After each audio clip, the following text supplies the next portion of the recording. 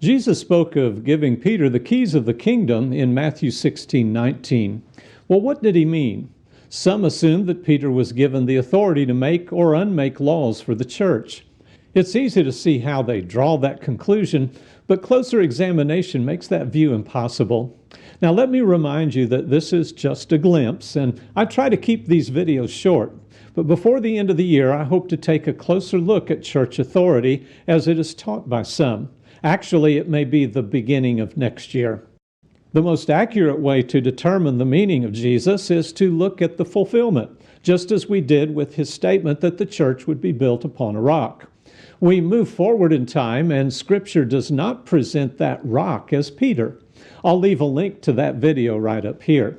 If verse 19 means that Peter and the future popes had the authority to make and unmake law, then we're going to see that in Scripture. Before I show you what that gives us, let me point out the wording of Matthew 16:19. I will give you the keys of the kingdom of heaven, and whatever you shall bind on earth shall be bound in heaven, and whatever you shall loose on earth shall be loosed in heaven. When Jesus says shall be bound, the verb tense is a Greek perfect.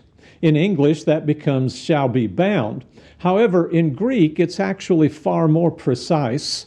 The perfect tense in Greek denotes the present state resultant upon a past action. In other words, something is now because of something that's taken place in the past. The text precisely says, whatever you shall bind on earth shall be, having been bound in heaven, and whatever you loose on earth shall be, having been loosed in heaven. That's pretty clear. Peter wouldn't make and unmake law that heaven then had to abide by. It would already be made or unmade in heaven, and Peter would be revealing that. So how does that work out in fulfillment?